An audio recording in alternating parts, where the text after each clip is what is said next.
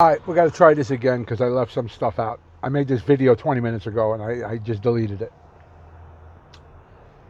Right now, Biden is 2 points behind. His approval rating is 2 points behind where Trump was at the same time in his election. So we are 16 months into into Biden's presidency. So 16 months into Trump's presidency and 16 months into Biden's presidency. Biden is 2 points below. However, you would say, well, that means they're both equally bad because they. No, not really, because you got to take into account day one of President Trump's election. The day he was elected, not the day he started taking office, the day he was elected, everything was dire.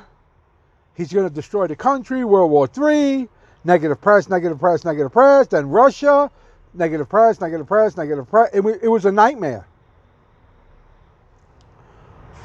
Press-wise, Trump got, no matter what he did, every good thing, every great thing he did was barely okay, maybe.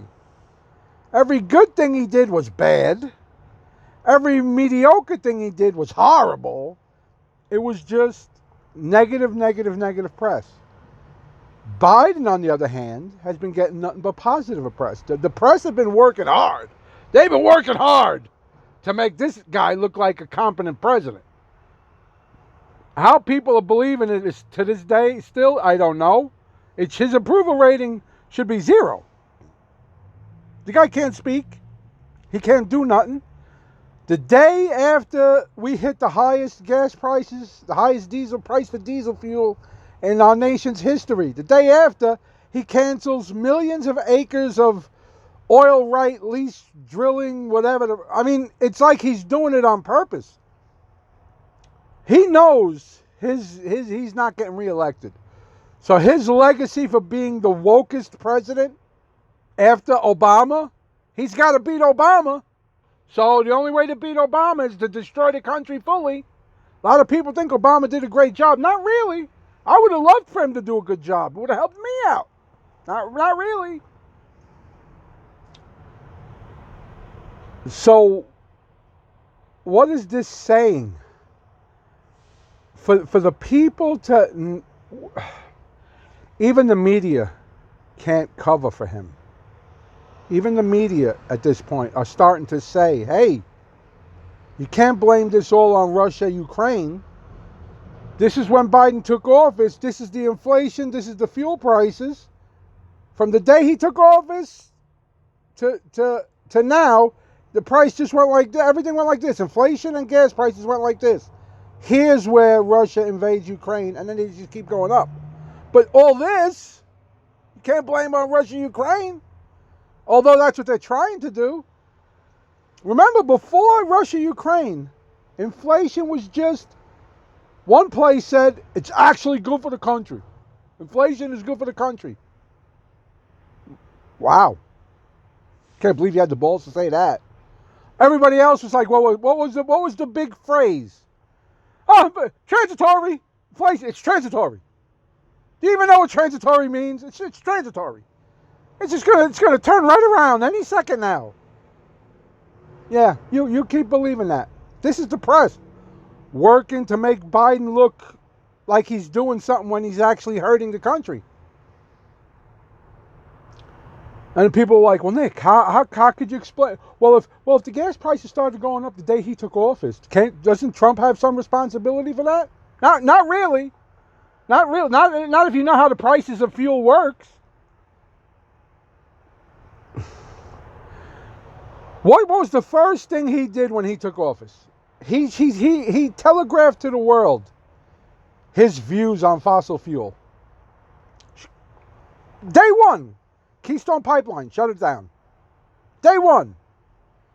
They've been not granting. They tell you they have all these leases. We have all these oil leases out there. Just because you have an oil lease doesn't mean it's producing oil. You have the lease. You look for the oil. If it's there, great, you could get it out of the ground. But if it's not there, that lease is worthless. So by not giving new leases, all the worthless leases that we do have, that count on the books mean nothing. So how does fuel prices work? I don't know where everybody lives, but if you live in New York City, you can go over the Verrazano Bridge, and if you're going from Brooklyn to Staten Island, look to your right. 9 out of 10 times you cross that bridge, you're going to see an oil tanker out there. And if you're lucky, you might see the barge pulled up next to the oil tanker with the tugboat next to it. And what happens is that fuel gets pumped into a barge, and then that barge is tugboated to a terminal like the one I'm in right now. And the barge pulls up, and they pump the fuel from the barge into the oil terminal. Now, do you have any idea how long that fuel has been traveling from wherever it came from to New York? Let's say it was a week ago, and let's say diesel price was $4 a gallon a week ago. All that diesel did was travel up to New York. And now it's sitting next to the Verrazano Bridge. And yet the price is going up and down. How could that be? It's right there. The oil's right there. Why is the price going up? Why is the price going down? It's all on futures, on people bidding on the fuel. That's where the price fluctuation happens. So if you know the President of the United States on day one is against fossil fuel, you're going to have a lot of futures? You're going to have a lot of people betting on the price of fuel coming down? No, everybody's going to short it. Everybody's going to be like, I'm going to predict the price is going to go up, so I'm going to buy low and sell high. That's basically how it works. But that also drives the price up. It's just, this presidency is a nightmare. And the fact that he is only 2 points behind where Trump was, with all of Trump's negative press, and all of Biden's help that he's getting from the press, that to me is a miracle. Oh well, what are we going to do? We got 2.5 more years of this nonsense. Hopefully this November we could put a finger in the dike. Maybe 2. All right, love you all. Bye.